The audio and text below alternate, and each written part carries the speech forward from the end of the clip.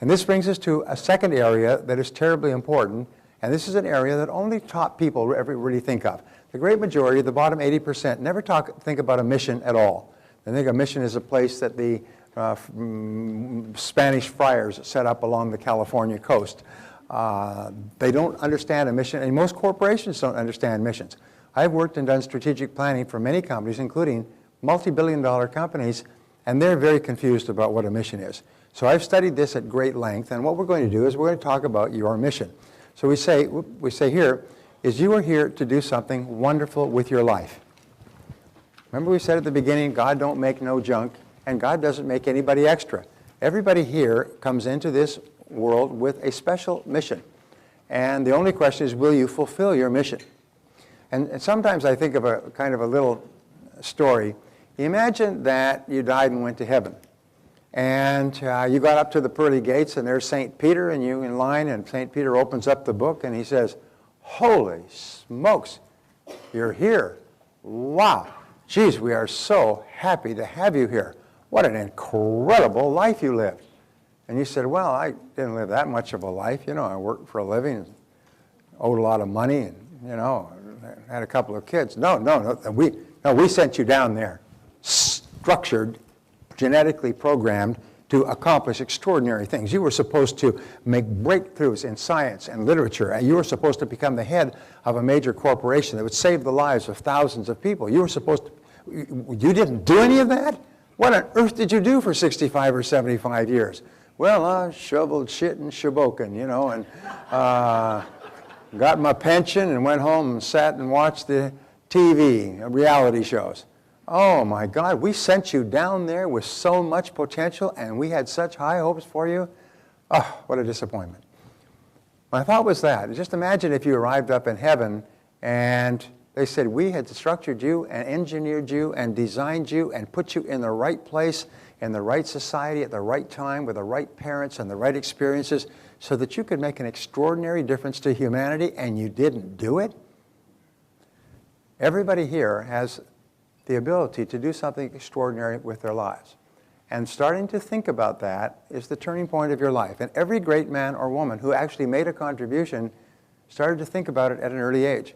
I had a gentleman in my seminar, and he had gone to college, nice guy, wasn't too outgoing, took chemistry. He sort of fell in love with chemistry, interest, attention, absorption, and he got into chemistry, and he just loved chemistry. He decided to devote his life to chemistry. And he said, I want to make a major contribution in the world of chemistry. And the way I will know that is if I win a Nobel Prize. And so he went to work in chemistry. He got his master's degree. He got his PhD. He became a professor of chemistry at a leading university. He cooperated and worked with other people who were working on a particular breakthrough design. It said it took him 20 years. But on the 20th year, they got the Nobel Prize in chemistry, the three of them together. He said, I always knew I'd get a Nobel Prize. I always knew I'd make a significant contribution to the world of chemistry. And he kept that as his beacon, his guiding light for his entire career. And he said, I would have worked another 10 or 20 years. I always knew I would do it. He had a personal mission, and he knew he was put here on earth to make a difference in chemistry. So the question is, you know, we just have to think, what is ours? So something that makes a difference in the lives of others. Now, if you're writing a business mission, your business mission is always defined in terms of the difference that you want to make in the lives of other people, how you want to improve their life or work. And so when I work with corporations, you don't say, you know, we want to be the best in high-tech innovation. What the heck is that? The best in high-tech innovation is we want to make technical innovations that dramatically enhance the quality of the life of our customers. And so that's something, we can get around. Merck is very famous. Merck is famous for having a mission statement that is our goal is to bring medicines to alleviate the suffering of the people of the world, something like that. Then they spend fortunes on developing medicines for tribes in Africa. One is blackwater fever, another one has to do with river blindness, and there's no money because these people can never pay for this, and of the number of people who can use it, there's not enough money to make a lot of profit. They say that's not written in our mission statement. Profit is not in our mission statement, alleviating the suffering of people that we can help with medical technologies. So they spend fortunes developing medicines from which they can never make any money. And do you think the people at Merck are not wired overworking at that company because of their commitment to alleviating suffering, even if there's no money in it?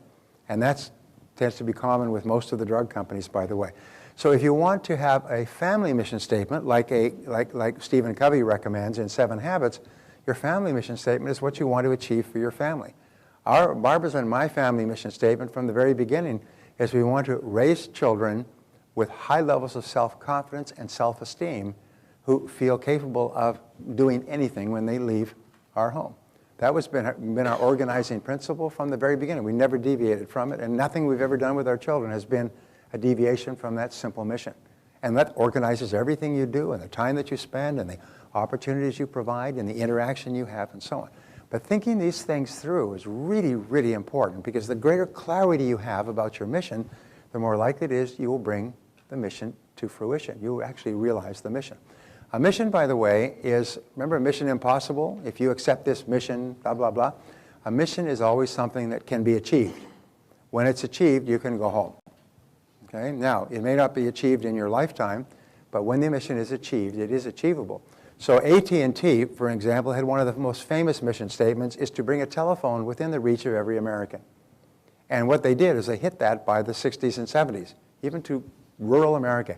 Every American had a telephone. The government gave them a monopoly on telephones for the telephone systems, and they made jillions of dollars, but then they achieved their mission. And one of the great complaints in the business schools is they did not reformulate a mission. Now what's your mission? As a result, the company began to drift. And because it drifted, it began to get broken up by the government. Now you have Nextel, and you have Verizon, and you have still have AT&T, and you have T-Mobile, and you have all the other telephone companies that broke up or formed or competed with them because they lost their guidance. They had no sense. They were just wandering. Maybe it's profit, maybe it's technology, maybe it's growth, maybe it's earnings per share.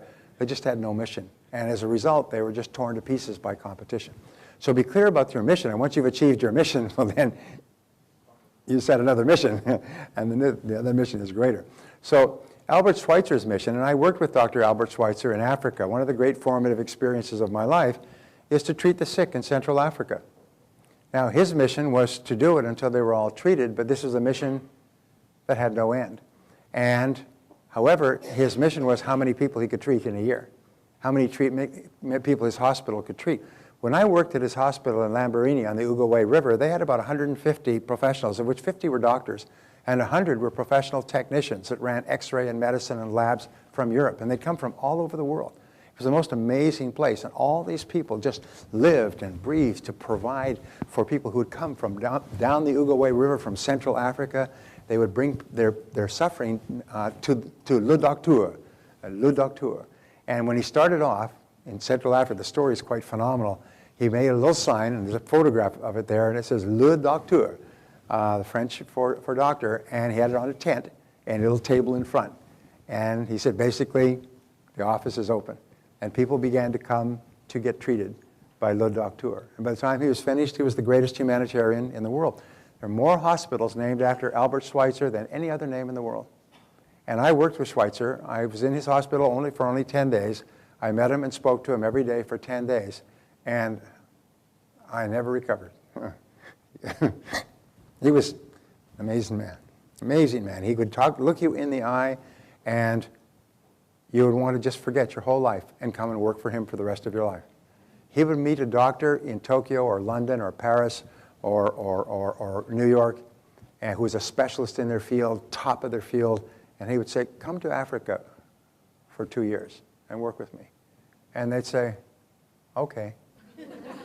And they'd shut down their practice, and they'd pack up their family, and they'd go and live in Central Africa in a little cabin for 2 years and bring their specialty to Africa. And nobody ever refused Dr. Schweitzer. He was the nicest, gentlest, most loving, kindest man. He just looked into your eyes, and you were never the same again. I spoke to people there who had gotten the Schweitzer treatment. People said, nah, no way. Dr. Pope was a man that I was very close to in his hospital. Dr. Pope was traveling through Africa. It was sort of an adventure. He finished college and finished medical school. And then he decided to take off a couple of years. He was traveling through Africa, visited Dr. Schweitzer, and he said, Dr. Schweitzer said, I need your help. He said, great great. He said, no, I don't need your help now. I said, I need a pediatrician here. I need a specialist in child medicine. And what I need you to do is go back to London, go back to medical school, and get a doctorate, a specialist in pediatric medicine, and then come back. Would you do that for me? And he said, no effing way. He said, no, I'm young. He said, I'm not going to come to this place. And he told me, he said, he went away, traveled up throughout Africa, went back to Europe, and he just couldn't get it out of his mind. And finally, he wrote to the doctor, and he said, you still want me to come? And he said, yes, we. And so he went back to medical school in England. He got a degree in pediatrics, during which he got married, had 2 children, and then he moved his whole family to Africa to work for Dr. Schweitzer. So sometimes somebody with a really powerful mission can really have an enormous impact. And his mission was very simple, to treat the sick in Central Africa, the people who had no treatment. Mother Teresa actually became, called the greatest humanitarian of the 20th century until Mother Teresa. After he died, Mother Teresa was elevated, and her mission statement was to comfort the dying. Are you familiar with that? I mean, just to comfort the dying. She saw that these people were left in the street, they were poor, they were untouchable, nobody would help them, so she just began going into the street to take care of the dying, to bring them into hospices, and to take care of them in their last few days or last few hours. And she became perhaps the most famous and respected woman in the world, coming from an impoverished background in Skopje, Albania. In Albania, not Skopje, but in Albania, and joining the Catholic Church and having this mission to go to Africa. And when she got to Africa, she saw her mission was to comfort the dying. Most amazing darn thing. So these are huge missions. I'm not suggesting that we have them, but we really need to have a central organizing principle. So we say your mission gives you greater meaning and purpose in life. And virtually all research on psychology says that you only become happy and fulfilled when you have meaning and purpose in life, when you have a reason for living, when you have a reason that is bigger than you. And it's got to be bigger than you, and it's got to be something that goes beyond you. Your meaning and purpose in life can't be making and spending a whole bunch of money. People who have that as their purpose are not ever happy and not ever satisfied. One of the wonderful things, excuse me, about marriage is that when you get married, you have meaning and purpose. And your meaning and purpose is to make your wife happy. Excuse me, I've got to remember it. Don't inhale when you swallow. And so your purpose is to make your wife happy, and when you have children, then your purpose is to make your children happy and take care of your children. So being married actually gives you a sense of meaning and purpose and fulfillment that's really terrific. And nothing can replace it. Not all the money in the world, nothing can replace that. So it's possible for all of us to have a mission, even if it's just a family mission, to raise happy, healthy, self-confident children. Jeff Gold, where are you, Jeff? Jeff and I were talking about that at the break. And that's his mission, is to raise his children to be happy, healthy, self-confident, with high self-esteem. And that's his central organizing principle. And sometimes people ask me, what do you do for a living, or what is your job? My job is to raise my kids, take good care of my kids and family, and everything else is secondary to that. There's just different ways of achieving that. So you need mission, meaning and purpose, and meaning and purpose is what gets you out of bed, it makes you happy and makes you excited. It's something that motivates you and inspires you. The idea of achieving your mission is something that never stops making you happy. Imagine achieving the mission of comforting the dying. Do you know how Mother Teresa motivates her nuns to take these dirty, smelly, covered with crap people laying in the streets and bathe them and clean them and take care of them and feed them in their last few hours? She said, imagine that each person you treat is the body of Christ down from the crucifix, and that you are taking care of Christ in his last moments on earth. And so everybody who works for her sings while they work. They are so happy because their mindset is they're actually bathing the body of Christ, which is quite a thought. I'm not a fanatical Christian of any kind, but I think it's quite a thought, and it's quite an inspiration. And so people line up to get into her Missionaries of Charity in Calcutta, or at least they lined up when she was still alive. So it inspires them, and they're inspired all the time they do it. They get up in the morning, and they can hardly wait to go out and do it. It's something that you would love to do every day. It's something that you would love to do every day. Your mission is something that fulfills you. It's not something you have to force yourself to do, is you just can't keep yourself away. And it's something that you really believe in. You really believe in a deep level. You believe in the goodness of what you are committed to as a mission. You believe in the deep goodness. This is really a good thing.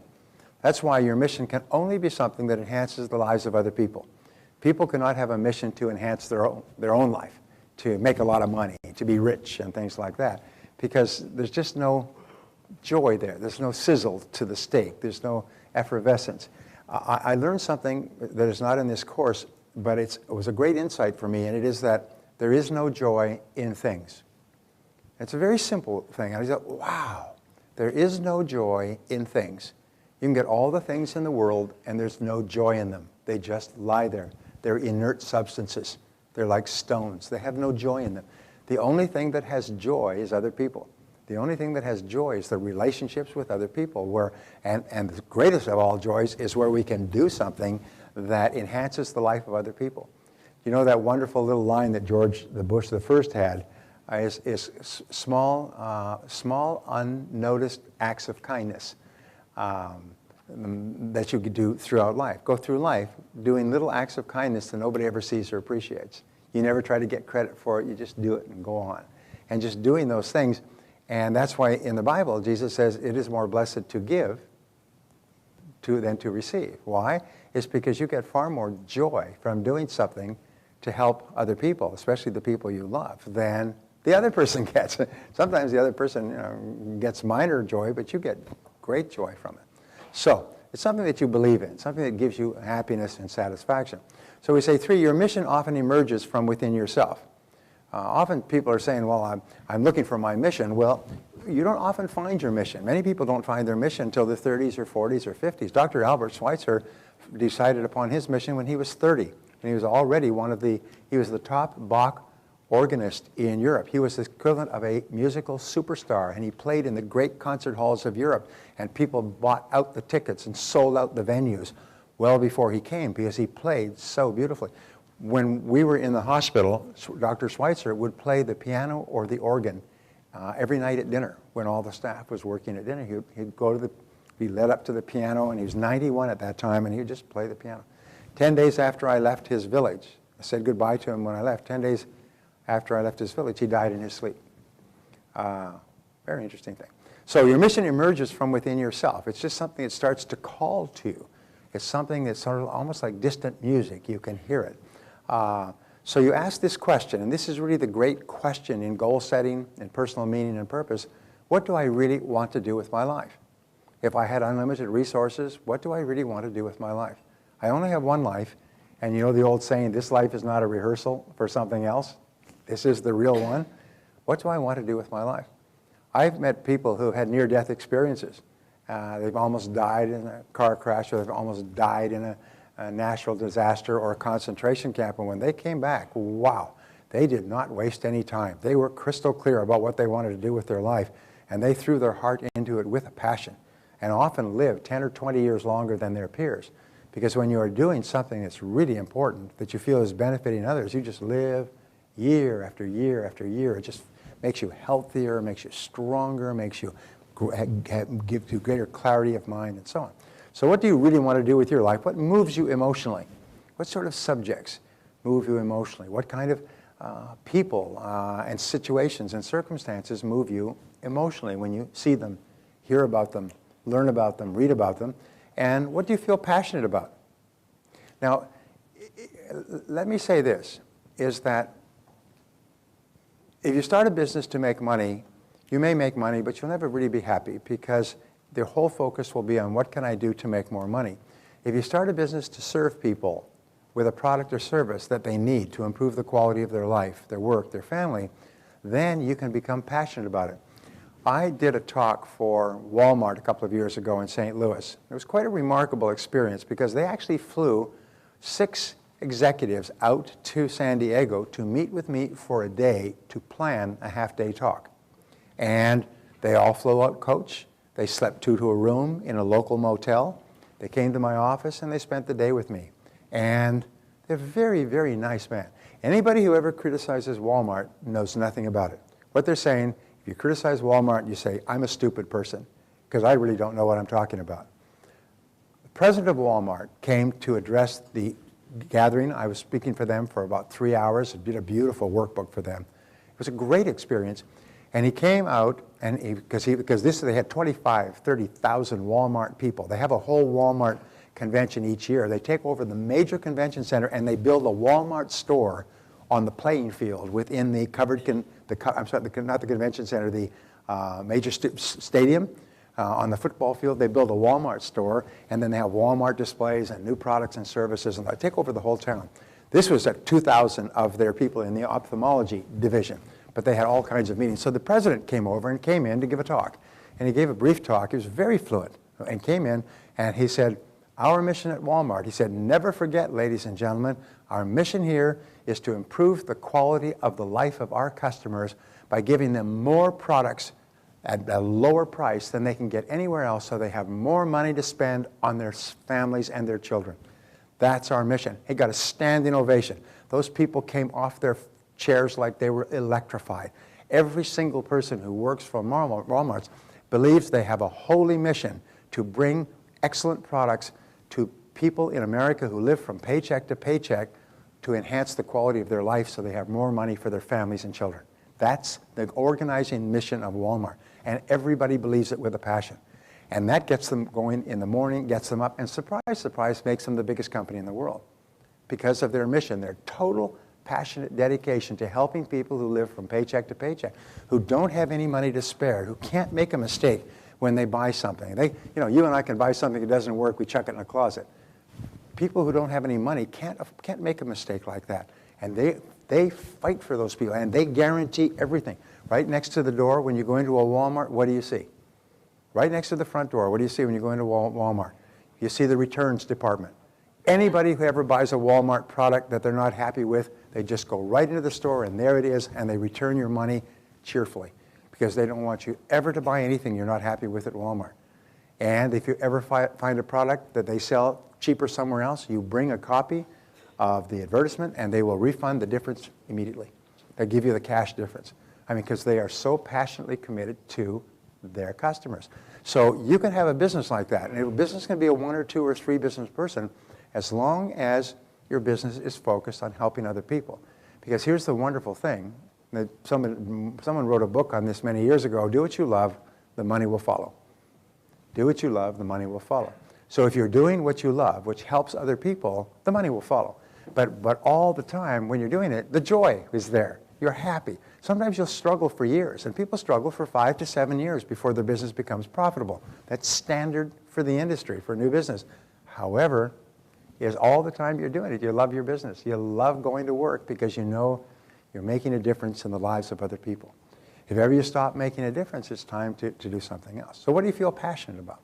And remember, but I want to tell you that one of the highest forms of human life is capitalism. Capitalism is where men and women go into the marketplace to serve their fellow men and women with products and services that they want and need and are willing to pay for that will enhance the quality of their life and work, and they purchase them on a voluntary basis in competition and comparison with everything else that's available. Anybody who attacks capitalism, again, is saying, I'm a very stupid person. I don't know anything about the way the world works. Because all capitalism is based on voluntary action. Is going to people and saying, please buy my product or service and let me show you why it is the very best choice for you of all choices available, and I'll stand behind it. That's a pretty good mission. And it puts a very high standard, very high bar to jump on the back of the business person, because they have to prove over and over again that what they're offering is superior to anything else that's being offered, and they have to stand behind it. That's why the capitalist or the free market societies are the most prosperous societies throughout all of history, because everybody is competing to serve people with better products and services at lower prices in a completely open market where people are free to choose the product or service. So if you're in business, you can be proud of being in business. You can be proud of being out there and competing to take care of people, to serve other people. So look into the past to discover your future. First of all, what sort of activities make you the happiest?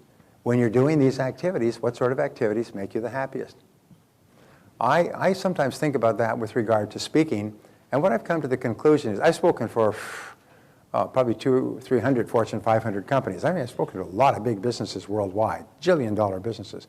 But I like speaking to entrepreneurs and salespeople and independent business people. I like speaking to people who see themselves as responsible for their own lives and their own incomes, as opposed to staff people who see the company as responsible for them. It's the most amazing thing. I used to sell audio programs before they became damn near obsolete. And I've sold hundreds of millions of audio programs over the years. And I would notice that if people were independent thinkers, they were self-reliant, self-responsible, they would buy the programs. I always guaranteed them for a year, so there's really no downside risk. But people who were employees who were sent to my seminars, they sat on their hands. They would never buy anything for their own self-development because they did not see themselves as responsible for their own lives. This is up to the company. If the company wants me to listen to one of these, they should buy it for me, bring it out to my car, and put it in my player. They should give me time off, and they should pay for the course. I was giving a seminar in Milwaukee some years ago, and it was an all-day seminar. The first part of the day was on time management. The second part of the day was on effective communication and negotiation. Now, these are subjects that are of interest to everybody.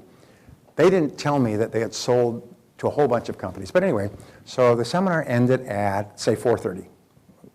And I think, I'm sorry, it ended at 5. It ended at 5:30, I'm sorry. So it ends at 5:30, and so I'm giving this seminar. I'm talking about negotiating strategies and tactics, which are really interesting subjects. How you can get a better price when you are buying, how you can get a better price when you're selling, different tactics that good negotiators use, and so on. And I'm in the midst of this. It's the second to the last part of the seminar, and 300 people in an 800-person audience got up and walked out. I mean, they got up in clumps from all over, and they got up in groups. There was never no individuals. There were groups 5, 8, 12. They just got up, and they all moved their way down, like in a movie theater. People had to move their knees. They moved their way down, and they all walked out. Now, if you're in a seminar, if I was in a seminar, and these 3 people just got up and walked out as when I was speaking, it's shocking if 3 people would do that. It's just not done. It's not the done thing, you know. But 300, I couldn't, out of 800, I was, so I, took a deep breath, smiled, and said, went back to completing the seminar. And afterwards, I asked my promoter, Steve, I said, what happened? Did I say something? I mean, what did I say that offended so many people? He said, no. He said, as we were getting toward the end of the promotion for the seminar, we hadn't sold a lot to private business, so we went to the government. And it was in like November, and the government has a training budget. So they went to several government departments, and the government departments passed them around, and so they could send people here to burn up the training budget for the year so they wouldn't have to give it back. So they sent 300 people from the government for this seminar, which is time management and communication, which is subjects that are helpful to people in any field. But they all got off at 5 o'clock. And they were entitled, because of their contract, at 15 minutes to 5, they could leave because they were allowed 15 minutes to get back to their car. That's in a government contract. So the day officially ends at 4:45 so that they have time to close up their briefcase and walk to their cars. So when they get to their car, it's 5 o'clock. 4:45, they got up, and 300 of them walked out. In the middle of a seminar that was highly beneficial to them. I still remember, wow, is these are people who accept no sense of personal responsibility. They're only there because they were sent by their boss. They're passive. They're like docile sheep. If you like, they just are herded from place to place. You are the kind of people I love to work with. Highly self-responsible, high energy, focused, goal-setting types of people. Anyway, so what activities make you the happiest? Working with you makes me the happiest.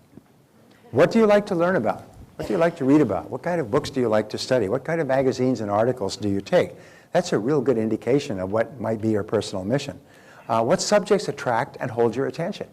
Is when you're passing by, you see a book there, you see somebody reading something, or you see a billboard, you can always tell because it'll reach out, it'll grab you. It'll grab you, it'll just grab your attention. And if it doesn't grab you, people say, well, you should read subjects in areas that are different from your current career, your current work. That's a very nice thing to say, but it's nonsense because you have no interest in subjects that are different from what you're doing today. Anyway, so your personal mission, look at yourself today to find your mission. Look at yourself today. What are you very good at doing? What are you very good at doing? That's often an indicator of what your mission should be. I have to tell you a great story. many years ago, before I met Barbara, of course, I was going out with a young woman, and we went to a restaurant in a place called the Gas Lamp District. It's called Gastown in Vancouver. And in Gastown, it used to be really a lousy area, but they changed it all. They put in all restaurants and everything else, beautiful restaurants, boutiques. They completely modernized it. So I went to this little Italian restaurant, and I had traveled in Europe a lot, and I was trying to impress her. And so the waiter came. He was a very nice guy, very friendly, charming, and he had an Italian accent. He said, "How can I help you?" I said, "Well, I've never been to this restaurant before." I said, "Can you give us any recommendations?" And he said, "Are you willing to be a little daring?" he said. And I said, "Yes." He said, "Then leave it to me. I will select the wine, I will select the food, I will select everything." He said, "I'll take care of everything for you." And I was trying to impress her. That man of the world. Sure, I've seen this in Europe. I mean, often the waiters will be very, very helpful. I said, "Sure, you take care of everything." And then I said to myself, "Oh my God, what is this going to cost? You know, is it going to bring me truffles and caviar and $300 bottles of wine and everything else?" So I'm trying to, put this bravado on. And so he brought the wine. He said, "This wine we just have it. It comes from Italy. It's blah, blah, blah." And then they served the whole dinner was just a marvelous experience. And at the end, the bill was quite reasonable. It was no different than it would have been if I'd ordered myself. And I turned to him and I said, "Remember this story, Cam?" I turned to him and I said, "How long have you been here?" He said, "Just here about 6 months." He learned English in Milan, so he had some English. I said, "Why are you working in this restaurant?" He said, "Well, it's my first job." He said, "I have to have a job of some kind." He said, "But my goal is to open a restaurant someday." I said, "What is your name?" He said, "My name is Umberto." Umberto, I think it's Umberto Fellini, is it? Remember his last name? It's Umberto. I said, "Umberto," I said, "you're not going to be in this restaurant very long." This guy had star quality. I mean, you could see the star quality. He loved working in a restaurant. He loved serving food. He just loved it. Well, but a year and a half later, Cam invited me out for dinner with 2 other couples, and we all went to dinner. And they said, "We're going to go to this new restaurant. It's been built in an old house on a side street, and it's called Umberto's." And I said, "Umberto's, that's really interesting." And it was Umberto's. He had gotten together the money. He'd bought an old rat trap house. It should probably have been torn down. And he'd made this room, little bedroom, this living room. They were all little dining rooms, and they had a kitchen. And Umberto was literally in constant motion through this restaurant. It came back, every table and everything else. I said, "I remember you from down in Gaslamp." He said, "Oh, well, grazie, grazie." And he was dressed beautifully, and he just ran that restaurant. Every single person felt that he was waiting on them personally. And we said, "That's a great experience." I knew this guy was going to get a restaurant.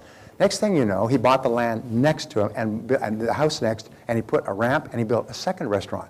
So this was Umberto's Italian restaurant. This was Umberto's European restaurant. Then he built a massive restaurant called Umberto's La Gardenia, was it? It was Umberto's Garden, but it's a restaurant that holds about 400 or 500 people, and he built ramps in between. And so you go to any one of those 3 restaurants, and they are all rated as top restaurants in Vancouver. Then he built restaurants in San Francisco and Toronto. The guy's a billionaire. The guy's become a multimillionaire, one of the most respected business people in his field, one of the top restaurateurs in his field. But if anywhere you go in these restaurants is within, a couple of minutes, there's Umberto. He's going by, checking the table, he's adjusting it, pouring a little bit of wine here, adjusting your napkin. It's almost like he's personally waiting on everybody in all 3 restaurants.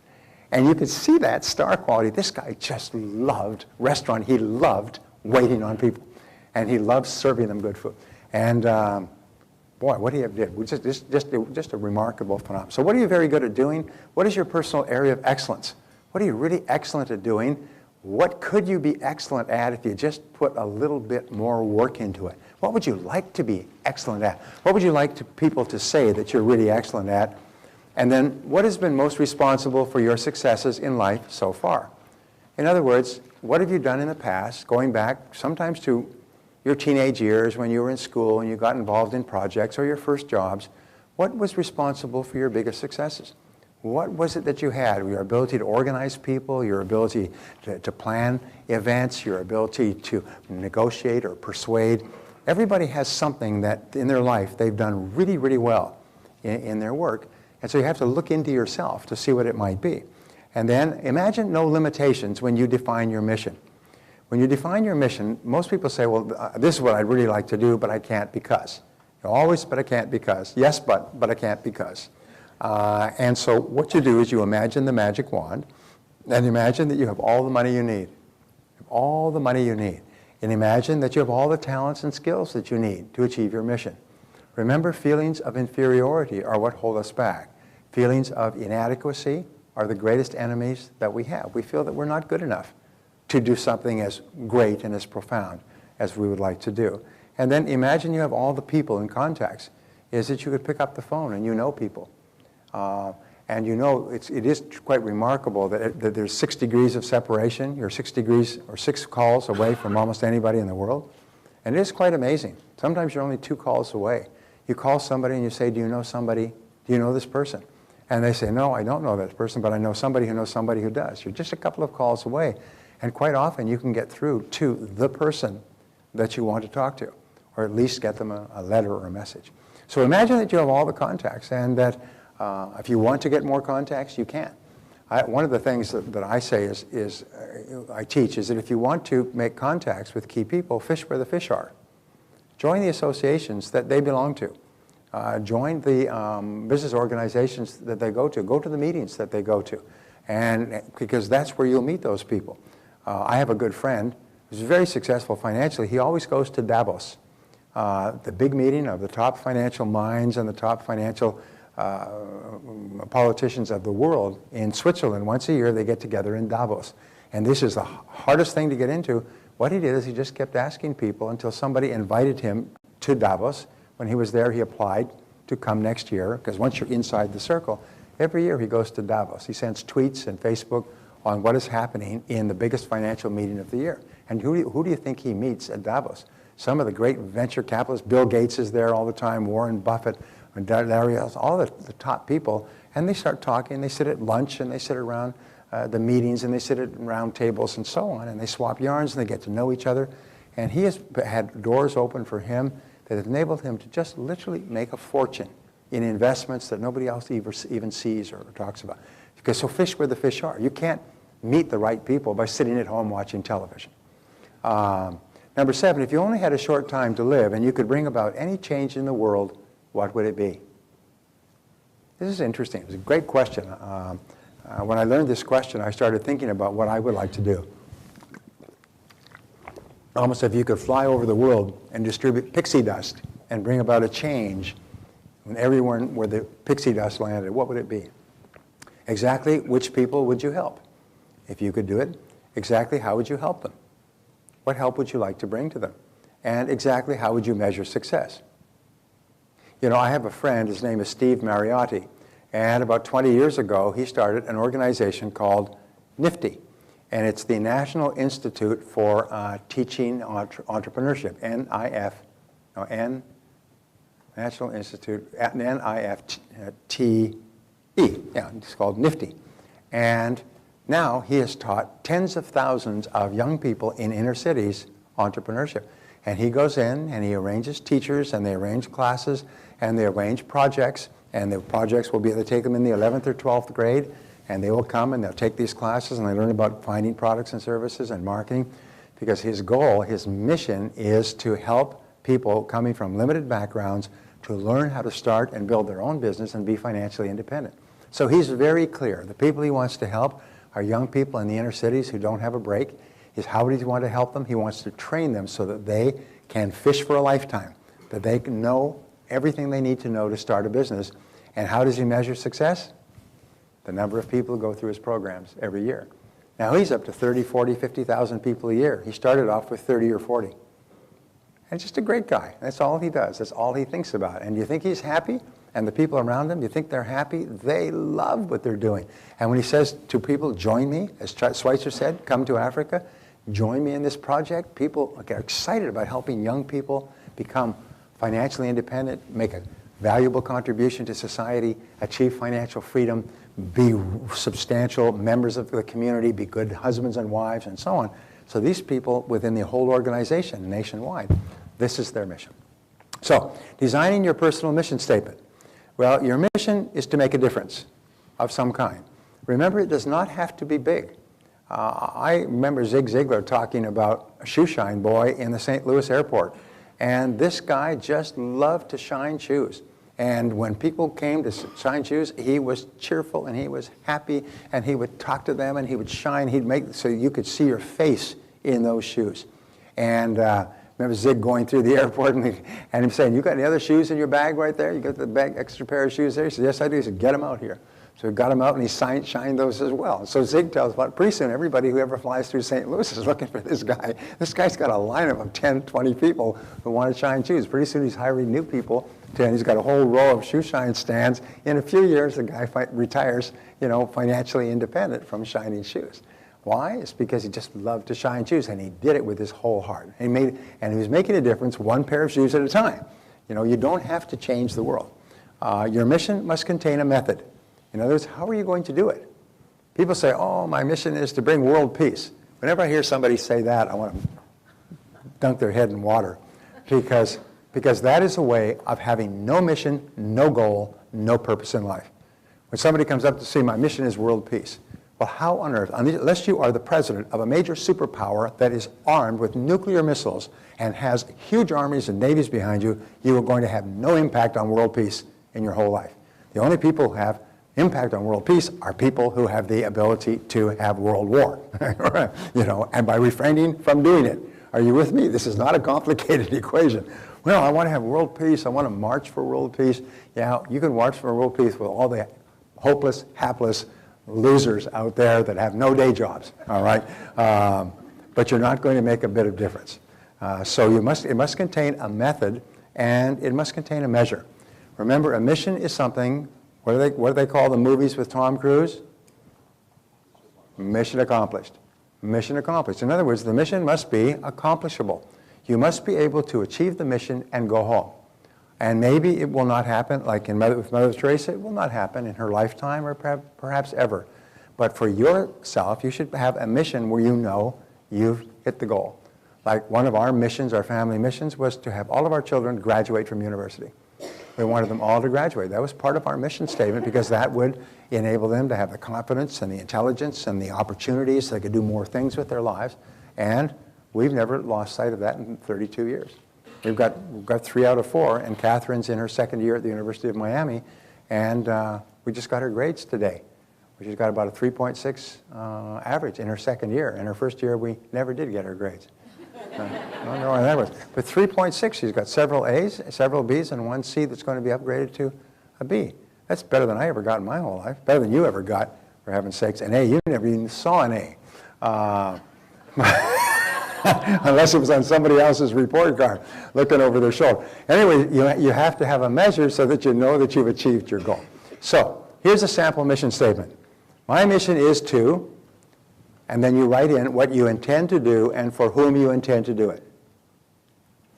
Like I was at a meeting recently, and they were talking about mission statements, and I wrote down my mission statement in its simplest terms is to make people better. That's pretty good. That's good. Then you have to say which people. Then you could say entrepreneurs, business owners, and independent thinkers better, but make people better. And then you just define what is better. Better in what way? So what you intend to do and for whom you intend to do it. When you start work with companies, the first question that you have to ask is who is your customer? Who is the person that you are actually focusing the efforts of your business on improving their life or work or some way? You must be clear about that. And by the way, here's a mistake that we make in business is we love our product or service, but we find that we don't really like the people that we're selling to. We don't admire them, we don't respect them, we don't want our children to grow up to be like them, but we think, well, the money's good. No, you really have to care about your customers. Caring is the most important word in business success, is you really have to care about your customers, and they have to know that you care about them. And they can tell. You cannot fake caring. What does they say? If you can fake caring, if you can fake sincerity, you got it made. But you can't fake caring, because people know that people are human lie detectors. They know if you care about them or not. Anybody here go to a restaurant there, they really take good care of you? You go to that restaurant, and all the time you're there, you feel happy because they come up to your table and they're smiling and they're happy and they make you feel, like, geez, this is a great experience. I want to come back here again. And then you've been to restaurants where they're indifferent and they don't show up for 15 minutes and they're too busy and they forget your dish or they bring it out prepared improperly. And what you have to do is get out of that restaurant quickly before it collapses, because a couple of weeks from now you'll be driving past and it'll be boarded up. So your mission is to, and then which I achieve by, and the activities you will engage in. In other words, the method. Here's the mission, for whom and what it is, and here's the method. Here's what I will do to achieve it. And I will measure success and the measures you will use to determine if you've achieved your mission. I will measure success by, I will measure success when. Like, for example, Jonas Salk. He had a mission. You remember Jonas Salk's mission? It was to eliminate polio. When polio was one of the most terrifying of all diseases in the 40s and 50s, kids would come down with it. It was incurable. They'd have to be in iron lungs to be kept alive. It was a scourge. It terrified parents, just traumatized them that their children would get polio. And his mission was to eliminate polio. And so he worked and worked and worked, and he came up with the Salk vaccine, and the Salk vaccine worked, and within a few years there was no more polio in America. The Salk Institute now works on other illnesses, especially illnesses that children have, but they set a mission, they set a method, they set a measure, and they achieved their goal. They wiped out polio in America. That is a great mission, okay? And so here's my mission, and I'll just give it to you so you have an example, and then you're going to write your own. My mission is to help people achieve their goals faster than they would in the absence of my help. Now, this seems like a klutzy mission, but I was telling a friend of mine who I worked with for more than 20 years, and he said, Brian, that's been your mission all the time I've known you. It's always the same. Help people achieve their goals. Which people? People who want to achieve goals. People who are ambitious and hungry. What goals? Goals of financial success, sales success, personal success, family success, time management success.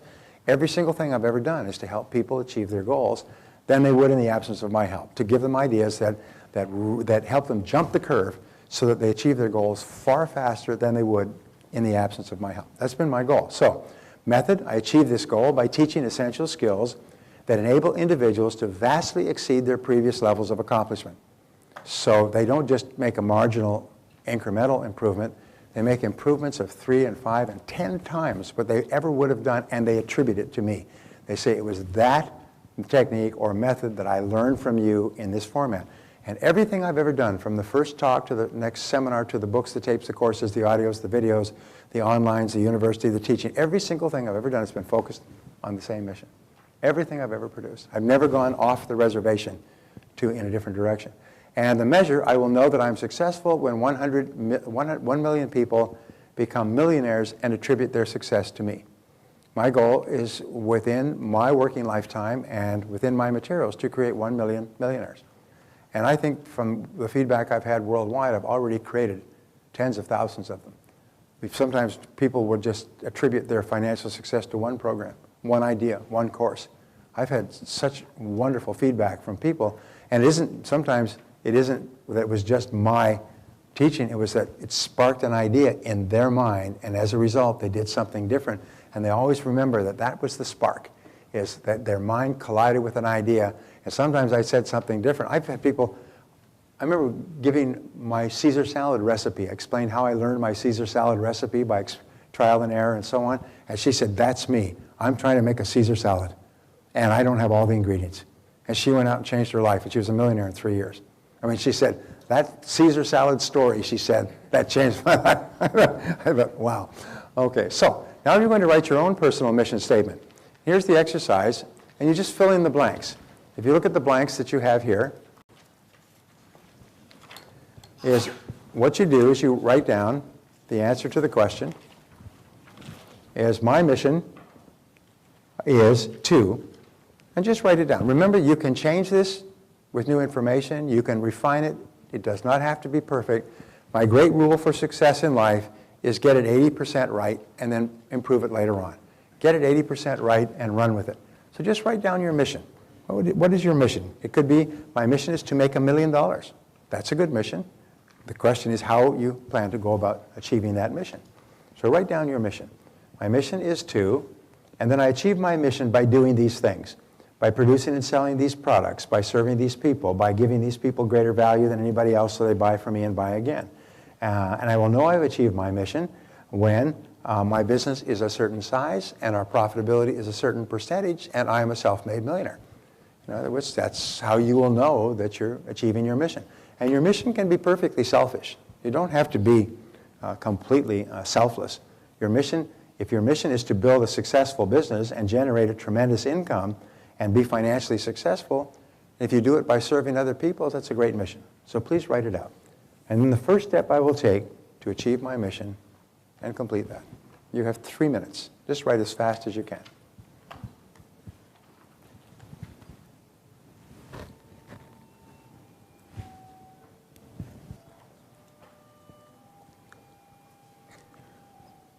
Now, what I'd like you to do is I'd like you to turn to the person next to you that you spoke to before and just tell them what your personal mission is, assuming that you've come up with one, and what one step are you going to take immediately to begin to implement your mission, to begin to achieve your mission. Just turn to the person next to you and tell them what your mission is or should be, what you're thinking it should be, and how you're going to do it.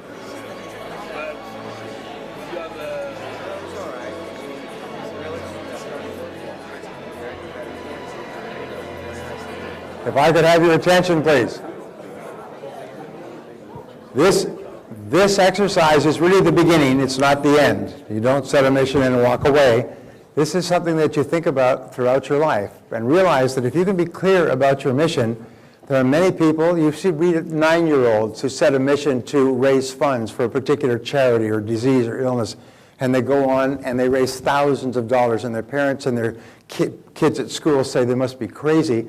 And they go on and they create charities and they get a tremendous number of influential people all involved in helping them achieve this goal. So if 9-year-olds and 10-year-olds and people with limited backgrounds and limited opportunities can achieve great things, so can you. The only question is how important is it to you? How badly do you